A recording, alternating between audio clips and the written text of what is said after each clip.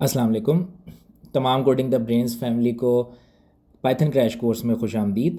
ये कोर्स जैसे कि मैंने आपको पहले भी एक सेशन में एक्सप्लेन किया था, this will be the most important course among all, because इसमें आप सारी पाइथन की बेसिक्स कवर करेंगे जो थ्रू आउट आपके desktop application development, web application development और डाटा साइंस, मशीन लर्निंग और एआई में काम आएगी। आपने इसके बेसिक्स यहाँ पर अच्छी तरह समझ लिए तो आपको आगे किसी भी किस्म की इस लैंग्वेज से किसी भी किस्म का काम करने में मुश्किल नहीं होगी। तो एक नज़र हम कंटेंट्स पे मार लेते हैं, उसके बाद हम डिटेल से इन सारे ऑपरेशंस को अंडरस्टैंड करेंगे। तो सबसे पहले अगर हम डाटा टाइप्स की बात करें, डाटा टाइप्स क्या होती है प्रोग्रामिंग में? डाटा जो होता है, जितना भी किस्म की इंफॉर्मेशन सेव, लोड या ट्रांसफ़र हो रही होती है, वो किसी ना किसी डाटा की फॉर्म में हो रही होती है। अब वो डाटा फॉर्म किस टाइप की हो सकती है? वो नंबर्स हो सकते हैं, स्ट्रिंग हो सकती है। उसके अलावा प्रिंटिंग की हम पहले भी कमांड यूज़ कर चुके हैं, जो आपने सबसे पहले ट्यूटोरियल में हेलो वर्ल्ड किया था। उसके बाद लिस्ट्स हैं। लिस्ट्स अगर जिन्होंने जो सी प्लस प्लस या जावा स्क्रिप्ट से फेमिलियर हैं, उसमें इसको एरे कहा जाता है। तो मिलती जुलती चीज़ है। पाइथन में लिस्ट होती है। List basically set of different objects होता है। उसके बाद डिक्शनरीज़ होती हैं। डिक्शनरीज़ में की वैल्यू पेयर्स होते हैं। जो जावास्क्रिप्ट से फेमिलियर हैं, उसमें डिक्शनरीज़ को ऑब्जेक्ट्स कहा जाता है। अभी हम आगे इसकी डिटेल्स में जाएंगे तो आपको समझ आ जाएगी डिक्शनरीज़ का क्या मतलब है। उसके बाद टुपल्स होते हैं और उसके बाद सेट्स होते हैं। सेट्स और लिस्ट ऑलमोस्ट सेम चीज़ है। उसमें सिर्फ फ़र्क ये है कि लिस्ट में आप एक जैसे एलिमेंट्स रिपीट कर सकते हैं, सेट्स में आप एक जैसे एलिमेंट्स रिपीट नहीं कर सकते। फॉर एग्ज़ाम्पल, अगर मैं कहता हूँ एक लिस्ट है, उसके एलिमेंट्स हैं 2 2 4 5। अगर आप सेट्स की बात करें तो 2 2 4 5 को जैसे ही आप सेट में कन्वर्ट करेंगे तो वो 2 4 5 में रिड्यूस हो जाएगा, क्योंकि सेट्स में यूनिक एलिमेंट्स होने चाहिए। This is the requirement of set. तो ये सारी जो हैं ये डाटा टाइप्स हैं जो किसी ना किसी तरह पाइथन में यूज़ होती हैं, मैनिपुलेट होती हैं, ट्रांसफ़र होती हैं। उसके बाद जो इससे ज़्यादा इंपॉर्टेंट चीज़ है कि प्रोग्रामिंग में आपको कौन कौन सी चीज़ें काम आते हैं। आप इस सारे डाटा को यूज़ करते हुए लॉजिक्स किन चीज़ों की बेस से बनाते हैं। उसमें सबसे पहले कंपैरिजन ऑपरेटर्स हैं। कंपैरिजन ऑपरेटर्स ये होते हैं जब भी आप दो डाटा टाइप्स को कंपेयर कर रहे होते हैं तो उसके लिए क्या मैथमेटिकल ऑपरेटर इस्तेमाल होते हैं। अगर लेट से आपने देखना होगा दो नंबर्स एक जैसे हैं, कोई ग्रेटर है कोई लेस है, तो ये सारे जो है ये कंपैरिजन ऑपरेटर्स हैं जो दो डाटा टाइप्स को कंपेयर करते हैं। उसके बाद फ़्लो कंट्रोल। फ़्लो कंट्रोल बहुत इंपॉर्टेंट चीज़ है प्रोग्राम में, कि प्रोग्राम का फ़्लो किस तरह होगा, किन कंडीशंस पे क्या होगा। जिन्होंने पहले प्रोग्रामिंग थोड़ी सी समझी हुई है, जो इफ़ एल्स की स्टेटमेंट्स होती हैं, that is basically the flow control, कि प्रोग्राम ने कहाँ से कहाँ फ़्लो करना है। जब एक प्रोग्राम चलता है लाइन बाय लाइन, उसकी इंस्ट्रक्शंस चल रही होती हैं, तो ज़रूरी नहीं होता उस प्रोग्राम की सारी लाइनें चलें। ऐसा तो नहीं होता ना कि आपने लेट से एक विंडोज़ है, आपने उस खोली और उसकी सारी एप्लीकेशंस एक साथ खुल जाएं। क्यों नहीं खुलती? क्योंकि कंडीशंस लिखी होती हैं कि आपने लेट से इस एप्लीकेशन पर डबल क्लिक किया तब खुलेगी। तो इसी तरह एक स्क्रिप्ट में, पाइथन की स्क्रिप्ट में कोड का कौन सा हिस्सा चलना है कौन सा नहीं चलना, इसके लिए कुछ स्टेटमेंट्स यूज़ होती हैं और प्रोग्राम के इस फ्लो को कंट्रोल करने को कहा जाता है फ्लो कंट्रोल। उसके बाद आ जाती हैं loops, another very important aspect of programming. Loops क्या होती हैं? रिपीटेडली एक ही स्टेटमेंट को बार बार एग्जीक्यूट करने को लूप कहते हैं। एक से ज़्यादा स्टेटमेंट्स भी हो सकती हैं। Loops are the most important logic building element. जिसने लूप्स आप लोगों में अच्छी सीख ली वो बहुत अच्छा प्रोग्रामर बन सकता है। इसमें फॉर लूप्स होती हैं, वाइल लूप्स होती हैं, अभी हम इस पे आएंगे, इसको डिटेल से डिस्कस करेंगे। उसके अलावा एक रेंज है। रेंज पाइथन का बिल्ट इन एक फंक्शन है। आपने लेट से नंबर्स की कोई रेंज डिफ़ाइन करनी हो, आप लेट से 0 से 10 तक रेंज डिफ़ाइन करें तो 0 1 2 3 अप टू 10 नंबर्स जनरेट हो जाते हैं। ये सिंपल सा फंक्शन है, इसको हम आगे एक्सप्लेन करेंगे। लिस्ट कॉम्प्रीहेंशन में हम लिस्ट या एरे जिस मैंने आपको बताया था, उसके ऊपर कुछ फंक्शंस जो अप्लाई हो सकते हैं, उसकी जो मैनिपुलेशन हो सकती है। लेट से जिस तरह एग्जांपल दी थी 2 2 4 5। अब 2 2 4 5 में से मैक्सिमम नंबर कौन सा है वो जानने के लिए आप उस पर एक मैक्स का फंक्शन लगा देंगे। तो लिस्ट कॉम्प्रीहेंशन में इस तरह के हम फंक्शंस और मेथड्स देखेंगे जो लिस्ट के साथ ऑपरेट हो सकते हैं। Finally functions. फंक्शंस क्या होता है? जिस तरह फ़्लो कंट्रोल होता है कि आप चूज़ कर रहे होते हैं कि एक प्रोग्राम ने कहाँ से कहाँ जाना है, किसके बाद क्या चलना है। उसी तरह फंक्शंस जो होते हैं एक बिल्डिंग ब्लॉक होते हैं प्रोग्रामिंग के अंदर। वो फंक्शन तभी चलेगा जब आप उस फंक्शन को कॉल करेंगे। फॉर एग्ज़ाम्पल मेरे पास एक कॉफ़ी मेकर है। अब कॉफ़ी मेकर ऐसा नहीं होगा कि जिस टाइम उसके अंदर बिजली आए और वो चलना शुरू हो जाए। जब मैं उसको एग्जीक्यूट करूँगा, उसको चलाने का बटन दबाऊँगा, तो तब वो मशीन चलेगी, अदरवाइज़ वो नहीं चलेगी। इसी तरह प्रोग्रामिंग के अंदर बहुत सारे बिल्डिंग ब्लॉक्स होते हैं जिनको फंक्शंस कहते हैं, जिनको जब एग्जीक्यूट होने का ऑर्डर दिया जाए तो वो तब एग्जीक्यूट होते हैं। फंक्शंस के अंदर जिन पैरामीटर्स पे उस फंक्शन ने चलना होता है उसको आर्ग्यूमेंट्स कहते हैं। उन चीज़ को हम डिस्कस करेंगे अभी कि आर्ग्यूमेंट्स क्या होते हैं और आर्ग्यूमेंट्स कैसे फंक्शन को पास किए जाते हैं। फॉर एग्जांपल अगर मैं कॉफ़ी मशीन की एग्जांपल दोबारा दूं तो कॉफ़ी मशीन में आपने मिल्क कितना ऐड करना है, आपने कॉफ़ी कितनी स्ट्रॉन्ग बनानी है, लेट से आप इस तरह की 2-3 इनपुट्स उस मशीन को दे रहे हैं। तो ये जो इनपुट्स हैं उस मशीन के लिए की जो उस मशीन ने जो कॉफ़ी डिस्पेंस करनी है वो उसका फंक्शन है, और जो आप उसको इनपुट्स दे रहे हैं वो उस फंक्शन के आर्ग्यूमेंट्स हैं। और उसके बाद जो उसका रिज़ल्ट है वो आपके कप में जो कॉफ़ी आ गई, दैट इज़ द रिज़ल्ट। तो this is how functions work.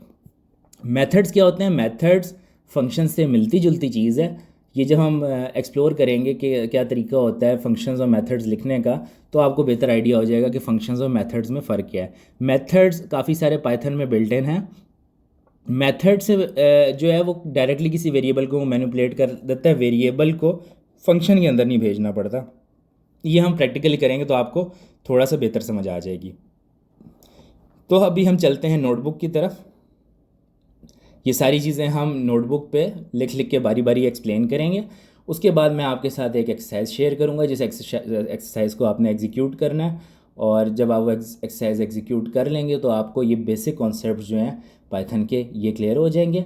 और उसके बाद मैं आपको कुछ चैलेंजिंग टास्क दूंगा, वो आपने कंप्लीट करने होंगे। So let's move towards a blank notebook.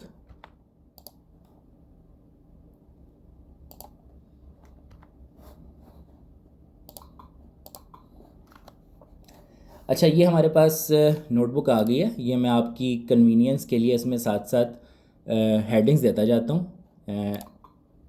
यहाँ से हम मार्कडाउन मोड में जाके हेडिंग मोड में जाके यहाँ पे हम हेडिंग लिख देते हैं डाटा टाइप्स, क्योंकि हमारी जो सबसे पहली रिक्वायरमेंट थी वो डाटा टाइप्स थी। ठीक है, अब मैं आपको इसमें बारी बारी बताता जाऊँगा कि इसमें नंबर्स कैसे हैं, नंबर्स में क्या क्या टाइप्स हैं, स्ट्रिंग्स क्या हैं। ठीक है, अच्छा, अभी इसको भी हम मार्कडाउन मोड में करके यहाँ पे हम नंबर्स कर लेते हैं। अच्छा, कोड आ गया। अब नंबर्स की बेसिकली 2 टाइप्स होती हैं, दैट इज़ एन इंटीजर। अब यहाँ पे 1 है तो इट इज़ एन इंटीजर, ये इसमें कोई डेसिमल प्लेसेस नहीं होंगे। अगर मैं कहता हूँ यहाँ पे 1.0 तो इसको कहा जाता है फ्लोट।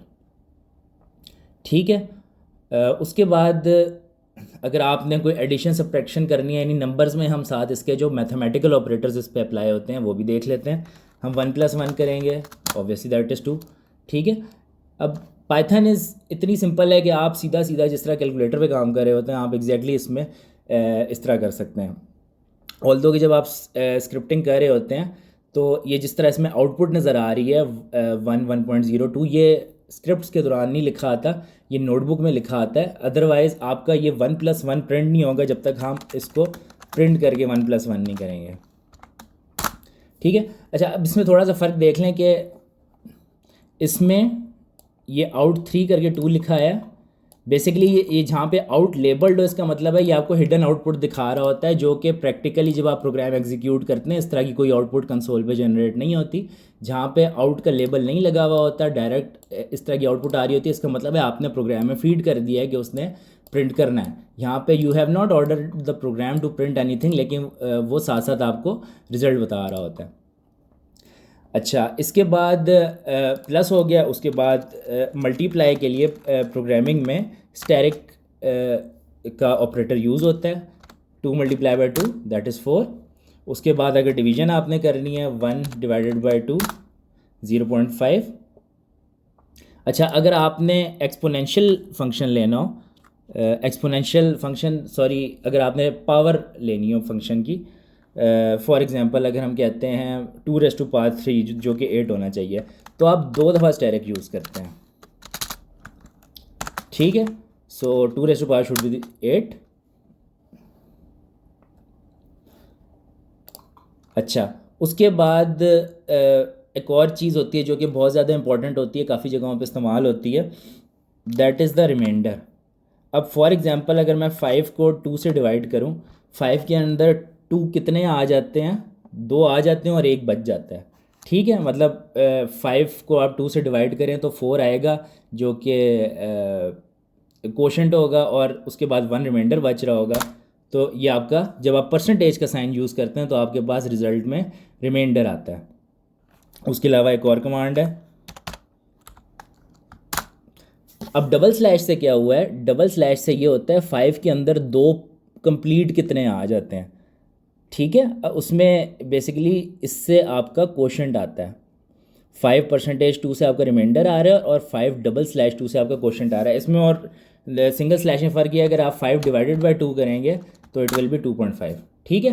तो डिफरेंस ये है कि जो पहले वाले का रिज़ल्ट है वो इंटीजर आ रहा है, जो होल नंबर रिटर्न हो रहा है, और सेकंड वाले केस में फ्लोट आ रहा है।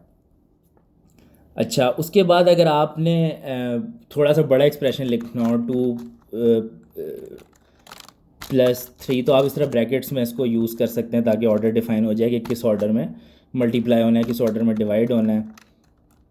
बाय डिफ़ॉल्ट जब भी आप कोई एक्सप्रेशन लिखें तो मल्टीप्लिकेशन और डिवीजन्स पहले होती हैं और एडिशन सब्ट्रैक्शन बाद में होती हैं, लेकिन जस्ट टू बी एग्जैक्ट आप, it is always a better practice कि आप ब्रैकेट्स लगा के इसको डिफ़ाइन करें, ठीक है।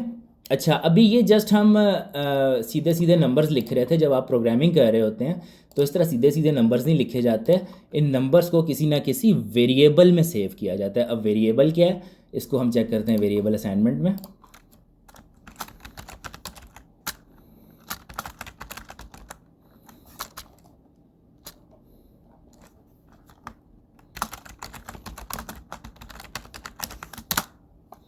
अच्छा, वेरिएबल असाइनमेंट में क्या होता है कि आपने अपने वेरिएबल को कोई नेम देना होता है। फॉर एग्जांपल अब मैं कहता हूँ ये जो जिस तरह 1 है, इसको मैंने किसी वेरिएबल में सेव करना है, मैं कह दूंगा a=1, ठीक है। अब देखें, अगर आप खाली 1 लिख रहे थे तो वो एक हिडन आउटपुट नज़र आ जाती है। अब भी आपने ए में वेरिएबल सेव कर दिया तो ये एक्शन कंप्लीट हो गया कि ए के अंदर वेरिएबल सेव हो गया, उसने उसको आगे प्रिंट नहीं किया, उसको वो आपने आउटपुट नहीं दिखाई। अगर आप जस्ट उसके बाद ए लिख दें तो वो उसको आपको शो कर देगा। अच्छा, ये जितनी दफ़ा भी मैं एंटर करता हूँ और रिजल्ट आता है, इसके लिए आपने शिफ्ट एंटर दबाना होता है। शिफ्ट होल्ड करके आप एंटर दबाते हैं तो ये चीज़ आ जाती है। अच्छा, अब फॉर एग्जांपल अब किसी किस्म का आपने अलजेब्रा करना है, 2 नंबर्स को आपने ऐड करना है। आपके पास ए की वैल्यू जो है वो 1 चल रही है, अब बी की वैल्यू जो है वो 2 दे दें, ठीक है। और आप सी में रिज़ल्ट सेव कर दें a+b, ठीक है। अब आपके पास ए की वैल्यू 1 है, बी की वैल्यू 2 है, तो असूलन सी की वैल्यू 3 आनी चाहिए। अगर आप प्रिंट करें सी की वैल्यू तो इट विल बी 3, ठीक है। तो वो प्रोग्राम के अंदर वो सारा अलजेब्रा हो रहा होता है, चीज़ें ऐड हो रही होती हैं, सब्ट्रैक्ट हो रही होती हैं। तो this is how you assign a variable.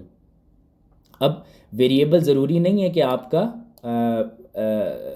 Integer ही हो, आपका variable floating point decimal number भी हो सकता है, फॉर एग्जांपल 0.4, ठीक है।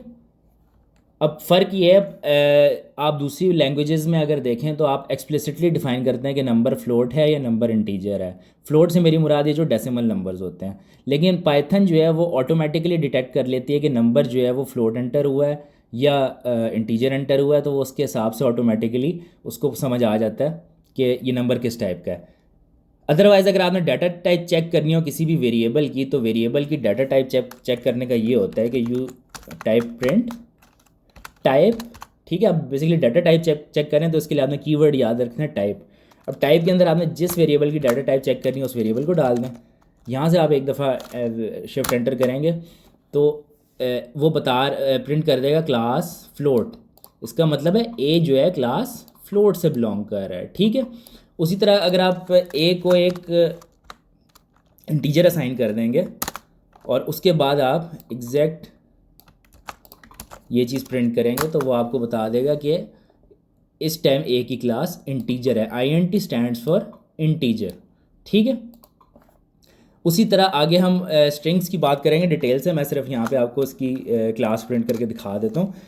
ये तो सारे नंबर्स हैं जो ऐड सब्ट्रैक्ट हो सकते हैं। इसके अलावा जितनी भी इंग्लिश लिखी होती है या जितने भी कैरेक्टर्स लिखे होते हैं जो कीबोर्ड पे सारी चीज़ें होती हैं, ये नंबर्स भी अगर एज इट इज़ कैरेक्टर्स की फॉर्म में इस्तेमाल हो तो उसको स्ट्रिंग कहा जाता है। स्ट्रिंग का डिफरेंस ये होता है असाइन करते वक्त आप उसको हमेशा इन्वर्टेड कॉमास में लिखते हैं, ठीक है। अब कहीं कहीं पे डबल इन्वर्टेड कॉमास आपको इस तरह नज़र आएंगे स्ट्रिंग्स के लिए, कहीं पे सिंगल नज़र आएंगे, वो आगे फ़र्क डिस्कस कर लेते हैं कि वो क्यों आता है। अब यहाँ पे ए जो है वो 4 हो गया, ठीक है।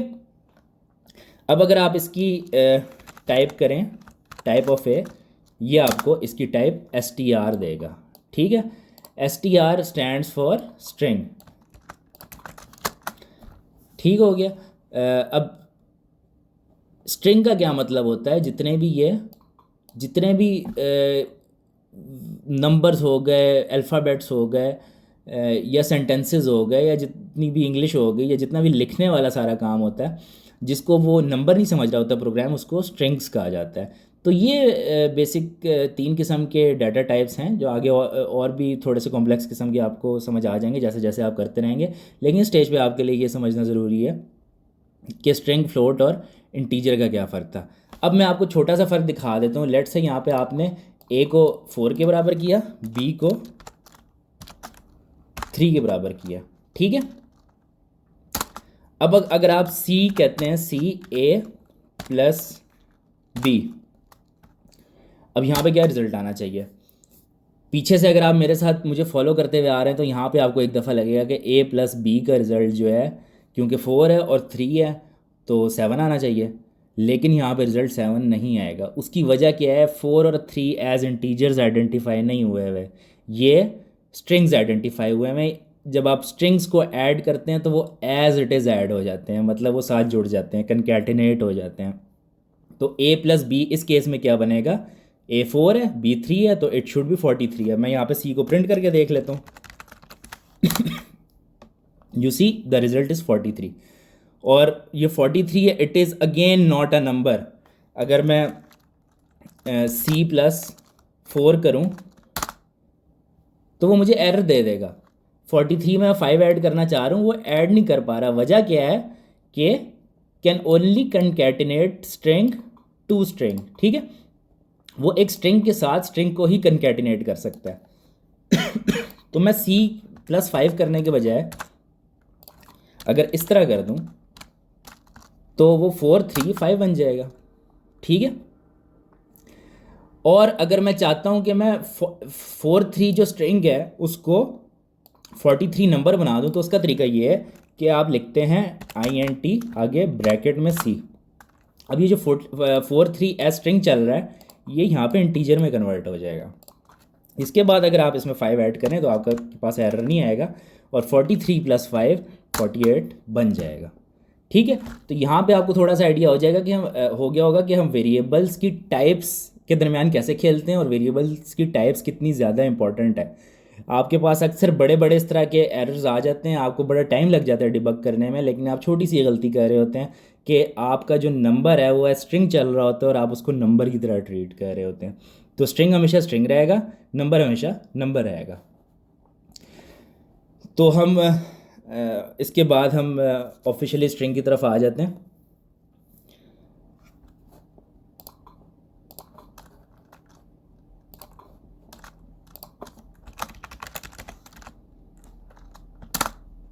अच्छा, स्ट्रिंग क्या है, मैं लेट से यहाँ पर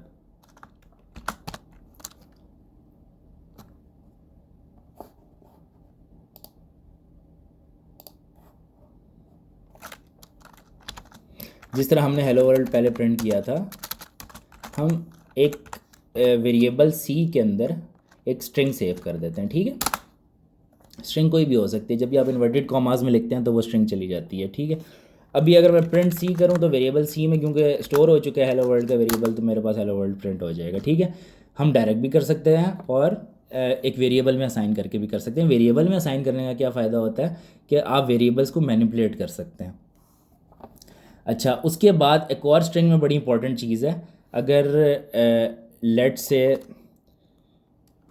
मैं कहता हूँ यहाँ पर एक मेरे पास वेरिएबल है, उसमें मैं उसके अंदर एक मैं स्ट्रिंग सेव करता हूँ, नेम ऑफ माय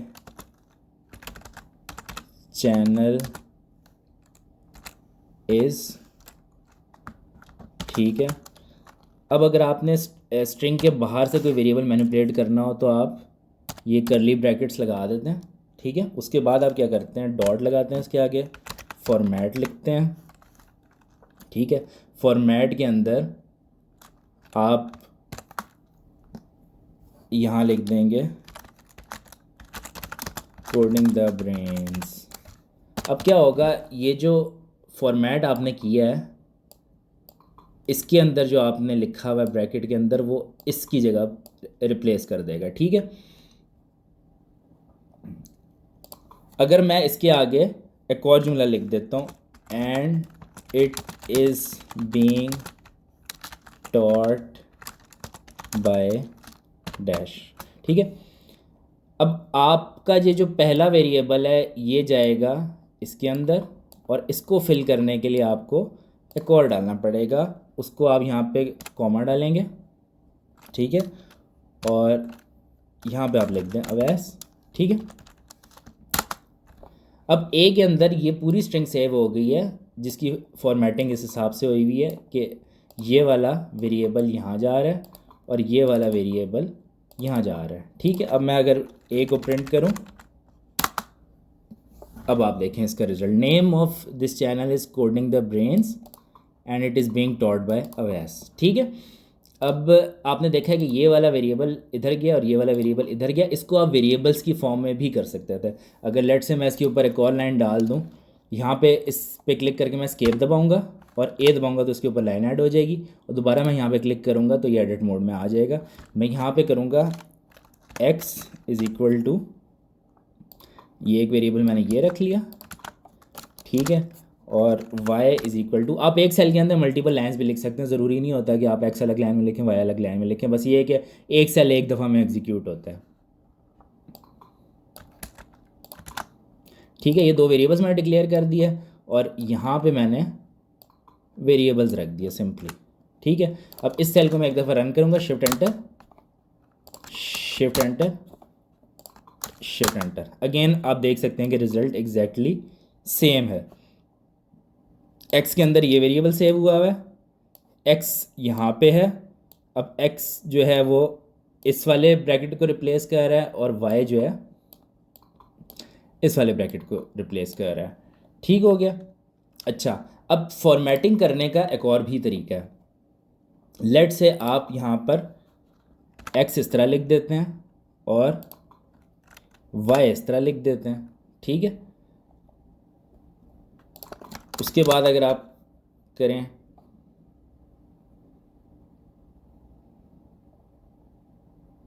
तो यहाँ पे ये एरर थ्रो कर देगा। उसकी वजह ये है कि आपने यहाँ पे बताना है कि x किसके बराबर है। ये थोड़ी सी यहाँ पे फॉर्मेटिंग इसकी चेंज हो जाएगी जब यहाँ पे आप वेरिएबल्स इसके अंदर इंसर्ट कर देते हैं। अब एरर नहीं आया, अब इसके बाद आप इसको प्रिंट करें तो इसका रिज़ल्ट आ जाएगा। ठीक है, अब इसका फ़ायदा क्या होता है इस तरह इज़ इक्वल टू करने से, उसकी पहले तो हम ये कह रहे थे ना कि हम तरतीब से कॉमा डाल के ये दोनों चीज़ें लिख रहे थे। ठीक है, तो उसकी वजह से जो तरतीब से जो भी ये ब्रैकेट्स आ रहे थे उसमें वो रिप्लेस होता जा रहा था, और अब इस केस में आप इस तरतीब को चेंज भी कर सकें। लेट से आप x यहाँ पे लगा दें, y यहाँ लगा दें, और उसके बाद आप इसको रन करें और उसके बाद आप इसको प्रिंट करें तो आप देखें my channel name is Awais and it is being taught by, कि भी स्पेलिंग मैंने बाई की ठीक नहीं की, taught by coding the brains. ठीक है, तो वो x और y यहाँ पे स्विच हो गया। अगर आप इसके अंदर वेरिएबल डाल दें तो इस आप उन वेरिएबल्स की लोकेशन एड्रेस करके वहाँ पे चेंजेस ला सकते हैं। अगर आप ये वेरिएबल्स नहीं डालेंगे, दोबारा इसको हम कर देते हैं, अगर हम ये वेरिएबल्स नहीं डालेंगे तो आप इस तरह एड्रेस नहीं करेंगे इनको, आप जस्ट ये करेंगे और जो भी तरतीब बन रही होगी, जो पहले आ रहा है जो बाद में आ रहा है, उसी तरह जो पहले आ रहा है जो बाद में आ रहा है वो वहाँ पे रिप्लेस हो जाएगा। इसको मैं यहाँ पे प्रिंट है इसी सेल के अंदर लिख देता हूँ ताकि एक ही गो में ये हमारा प्रिंट हो जाए। ठीक हो गया। तो ये नोटबुक मैं आपके साथ शेयर कर दूँगा ताकि आपको नज़र आ जाए कि हमने क्या क्या एक्सरसाइज की थी यहाँ पे। अच्छा, उसके बाद अगर हम आ जाएँ लिस्ट्स के ऊपर,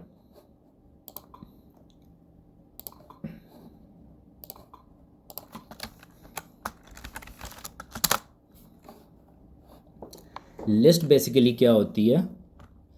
लिस्ट होती है सेट ऑफ वेरिएबल्स। ठीक है।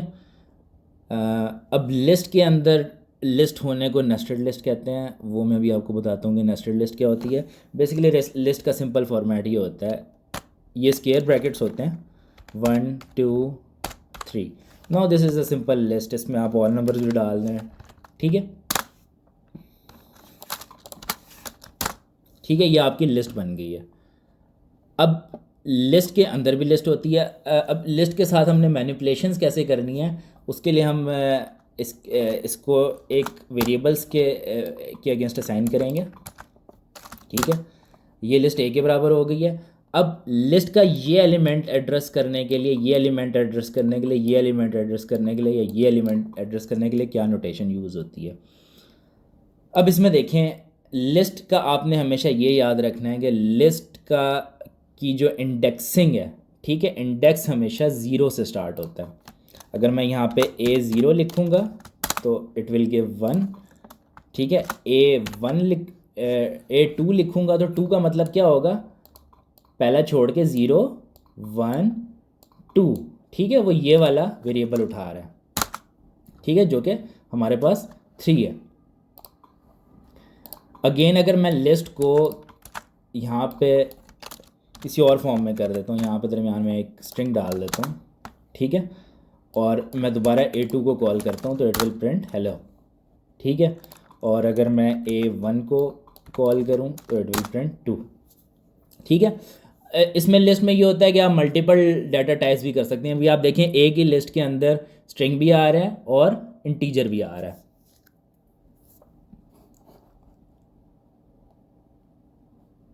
अब नेस्टेड लिस्ट्स क्या होती हैं? नेस्टेड लिस्ट में ये होता है कि एक लिस्ट के अंदर, दोबारा से हम देख लेते हैं, एक और लिस्ट आ रही है। फ़र्ज़ करें इसके तीसरे इसका जो ये वाला इंडेक्स है, इंडेक्स जो 2 है, इसके अंदर 2 स्ट्रिंग्स आ रही हैं, हेलो वर्ल्ड। ठीक है, अब ए जो लिस्ट है उसका ये पहला एलिमेंट है, ये दूसरा एलिमेंट है, और ये पूरा जो है ये तीसरा एलिमेंट है। ठीक है, और ये चौथा एलिमेंट है। अब ये जो तीसरा एलिमेंट है ये इटसेल्फ एक लिस्ट है जिसके अंदर 2 एलिमेंट्स हैं। इसका पहला एलिमेंट ये है और दूसरा एलिमेंट ये है। अब इफ़ आई एम टास्क के मैंने यहाँ पे वर्ल्ड को एड्रेस करना है। ठीक है, तो यहाँ से 0 1 2, इसका मतलब है ये इंडेक्स 2 पे ये पूरी स्ट्रिंग बैठी है, इंडेक्स 2। अब मैं इंडेक्स 2 पे चला गया। अब इसका जो पहला इंडेक्स है वो 0 है और फिर ये वाला 1 है, तो यहाँ से मैं इसको 1 करूँगा तो यहाँ पे वर्ल्ड लिखा आ जाएगा। ठीक है, अब लेट से मैंने एक और वेरिएबल बनाना है जिसमें मैंने हेलो वर्ल्ड सेव करना है। ठीक है, तो मैं एक और वेरिएबल बनाऊँगा, C is equal to 0 plus. ठीक है, अब 2 यहाँ पे भी A का 2 मतलब ये वाला कॉल हो रहा है, और एक में इसका इंडेक्स 0 हेलो वो उठा रहा है, और अगले वाले में इसका 1 वर्ल्ड उठा रहा है। ठीक है, और ये दोनों ऐड हो के हेलो वर्ल्ड बन जाएंगे। अब हेलो वर्ल्ड के दरमियान मैंने स्पेस भी डालनी है, तो मैं दरमियान में एक स्पेस ऐड करके फिर प्लस कर दूंगा, तो क्या होगा, हेलो प्लस स्पेस आएगी दरमियान में, प्लस वर्ल्ड आएगा। ठीक है, ये वाली वैल्यू वर्ल्ड के बराबर थी और ये वाली वैल्यू हेलो के बराबर थी। अब मैं सी को अगर प्रिंट करूँ तो it will be hello world.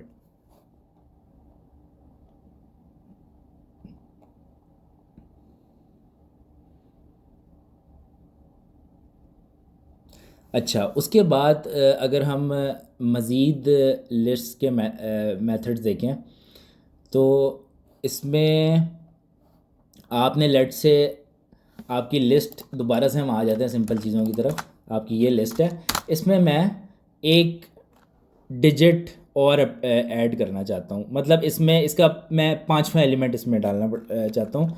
तो उसकी सिंपल कमांड ये है ए डॉट अपेंड। ये सबसे ज़्यादा यूज़ होती है लिस्ट के साथ जब भी आप मैनिपुलेशंस करते हैं। 5 या मैं 7 कह देता हूँ, ठीक है। अब अगर आप ए को प्रिंट करें तो देखें यहाँ पे इन 4 के बाद एक 7 भी आ गया है, ठीक है। अगर आपने कहीं पे भी लिस्ट का साइज़ देखना है कि लिस्ट के अंदर एलिमेंट्स कितने हैं, तो उसका फंक्शन होता है लेंथ, LEN उसका शॉर्ट है। लेंथ ऑफ लिस्ट का नाम है ये। अब लेंथ ऑफ ए देखेंगे तो 5 होगी। 5 का क्या मतलब है कि इसके 1 2 3 4 5 एलिमेंट्स हैं, ठीक है। तो अगर आप इसको किसी वेरिएबल में सेव करना चाहें तो size is equal to length a कर दें, ठीक है। तो ये साइज़ वेरिएबल में आपके लिस्ट का साइज़ सेव हो जाएगा। अच्छा, उसके बाद अगर आपने लिस्ट का कुछ हिस्सा उठाना हो, फॉर एग्ज़ाम्पल मैं कहता हूँ कि मैंने 3 4 और 7 को इस लिस्ट से उठाना है, ठीक है। तो क्या तरीका होगा, ये लिस्ट मेरे पास ए है, ठीक है। अब ए का मैंने कुछ हिस्सा उठाना है, यहाँ से मैं करूँगा। वैसे तो आप किसी भी उसके इंडेक्स को एड्रेस करने के लिए डायरेक्ट यूँ करके इंडेक्स डालते हैं, और लेट्स से मैं यहाँ पे 4 डालूंगा तो 7 आ जाएगा, क्योंकि 0 1 2 3 4th एलिमेंट जो है 7 है। लेकिन मैं चाह रहा हूँ कि 3 से लेकर 7 तक मेरे पास एक और लिस्ट बन जाए जिसका नाम बी हो, और उसके अंदर 3 से लेकर 7 तक एलिमेंट्स हो। तो क्या होगा, 3 जो इसका सेकंड एलिमेंट है, ठीक है। मैं यहाँ पे लिखूँगा 2, इसका मतलब है सेकंड एलिमेंट से स्टार्ट हो, आगे मैं कॉलन डालूंगा और उसके आगे मैं कुछ भी नहीं डालूंगा। इसका मतलब है 2 से लेकर लिस्ट के एंड तक जितने भी वेरिएबल्स हैं, 2 से मुराद ये है 0 1 2, 2 इंडेक्स की बात हो रही है, 2 डिजिट की बात नहीं हो रही। अब अगर मैं यहाँ से बी करूँ तो 3 4 7 मेरे पास ये एक नई लिस्ट बन गई है।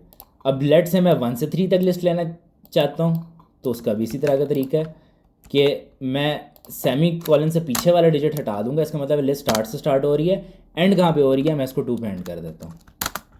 अब मैं बी को प्रिंट करता हूँ तो 1 2। अब जब भी आप एंडिंग डालते हैं तो वो खुद इंक्लूड नहीं होती। अब इंडेक्स 2 कौन सा है, 3 है, 3 खुद इंक्लूड नहीं हो रहा, ठीक है। लेट से आप 3 को इंक्लूड करना चाहते हैं तो आप यहाँ पर 3 डाल देंगे। 3 से क्या होगा, ये इंडेक्स 4 बन जाएगा, और उससे पीछे पीछे जितने भी होंगे वो लिस्ट में इंक्लूड हो जाएंगे। देख लें इसके रिजल्ट्स, ठीक हो गया। तो ये हमारी लिस्ट के काफ़ी सारे ऑपरेशंस हो गए हैं। अच्छा, इसके बाद कुछ मज़ीद अगर लिस्ट की बात करें तो लेट से मैं चाहता हूँ कि इस लिस्ट में मैंने सबसे बड़ा नंबर फाइंड करना है। अगेन आ जाते हैं हमारे पास ए लिस्ट जो है, ठीक है। मैं चाहता हूँ इसमें सबसे बड़ा नंबर, इसको हम करेंगे, मैं चाहता हूँ एक जिसका लार्जेस्ट नंबर है ना वो एक्स नाम के वेरिएबल में सेव हो जाए, एक्स मैक्सिमम ऑफ ए, ठीक है। अभी आप एक्स करेंगे तो ऑब्वियसली इसमें सबसे बड़ा जो नंबर है दैट इज़ 7। तो 7 आपके पास एक्स में सेव हो चुका होगा, जो कि अभी आपको प्रिंट होकर नज़र आ रहा है। उसी तरह X is equal to minimum of A, that should be 1। तो जो सबसे छोटी वैल्यू होगी उस पूरी लिस्ट में वो एक्स के अंदर सेव हो जाएगी, ठीक है। उसके अलावा कुछ अगर आप मज़ीद एडवांस फंक्शंस की तरफ आएँ, मैं कहता हूँ ए के अंदर जो एलिमेंट 7 है उसका इंडेक्स क्या है, ए डॉट इंडेक्स ऑफ 7 4, ठीक है। ये मेरे पास रिजल्ट आ रहा है बेसिकली कि ए के अंदर जो 7 डिजिट है वो किस इंडेक्स पे पड़ा हुआ है। ठीक है, 0 1 2 3 4, ठीक है। तो ये फोर्थ इंडेक्स पे पड़ा हुआ है। तो अगर आपने किसी भी नंबर का इंडेक्स फाइंड करना हो तो इस तरह होता है। अब सवाल ये पैदा होता है कि अगर 7 दो दफ़ा आया हुआ है लिस्ट में, लेट से हम एक नई लिस्ट डिक्लेयर कर लेते हैं या फिर 7 एक और दफ़ा अपेंड कर देते हैं, ए डॉट अपेंड, चलें 4 एक और दफ़ा अपेंड कर देते हैं, ठीक है। तो हमारे पास ए ये इस तरह हो जाएगी, एक एंड पे 4 अपेंड हो गया। अब 4 जो है इंडेक्स नंबर 3 पे भी आ रहा है और इंडेक्स नंबर 5 पे भी आ रहा है। और अब मैं जब ए पे इंडेक्स चेक करूँगा 4 का, तो वो मुझे पहले वाले का इंडेक्स देगा, वो क्या है 3 है, ठीक है। वो मुझे थर्ड इंडेक्स दे रहा है, वो इस पूरी लिस्ट में सबसे पहला वाला इंडेक्स देता है बाय डिफ़ॉल्ट। लेकिन अगर आपको उसके आगे वाले का इंडेक्स चाहिए तो आप यहाँ से कॉमा लगा के आप उसे कहते हैं कि मुझे जो भी इंडेक्स देना है ना वो चौथे से ऊपर देना है,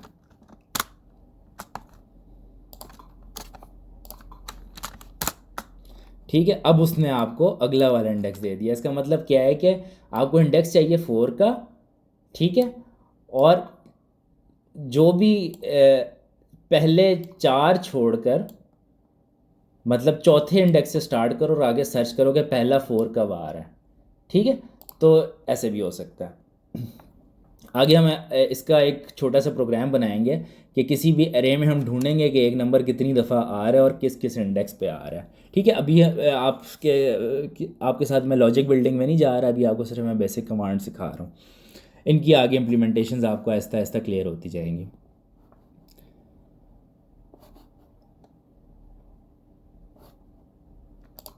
अच्छा, इसके बाद जो हमारा नेक्स्ट पार्ट होगा दैट विल बी डिक्शनरीज, ठीक है। डिक्शनरीज़ के बाद आपका होगा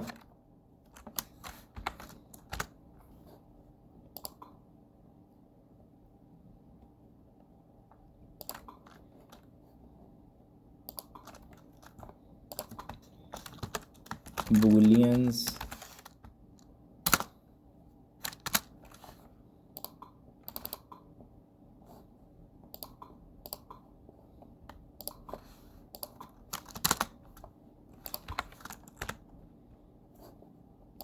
बूलियंस के बाद आपका टुपल्स होगा,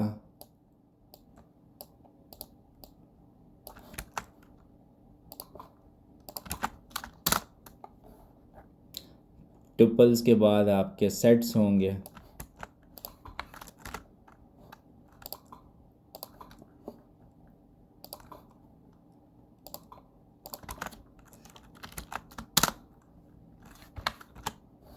सेट्स के बाद आपके कंपैरिजन ऑपरेटर्स होंगे,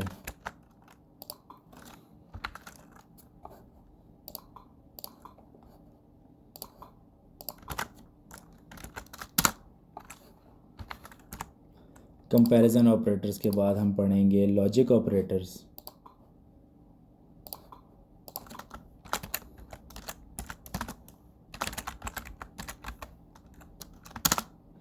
उसके बाद हम पढ़ेंगे कंट्रोल फ्लो, जिसको हम इन अदर वर्ड्स कह देंगे if else statements,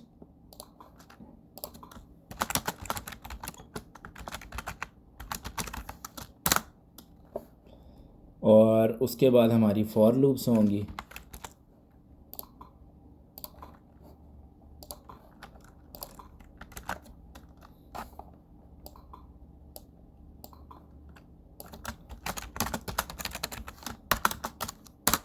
for loops के बाद क्या होना चाहिए, हमारी वाइल लूप्स होनी चाहिए,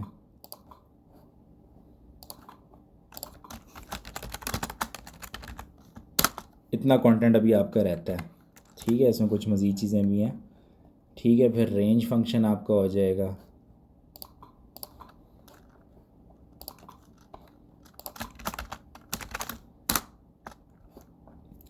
रेंज फंक्शन के बाद सबसे important cheese that is functions, ठीक है। फंक्शंस के बाद आपके मेथड्स हो जाएंगे।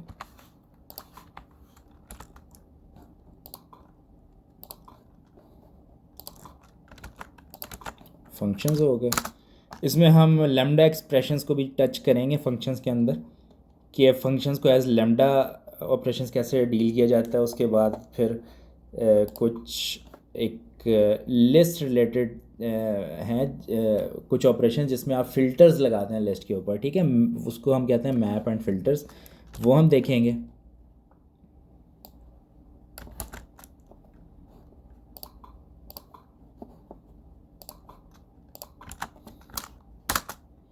ठीक है, मैप एंड फ़िल्टर के बाद हम देखेंगे मेथड्स क्या होते हैं।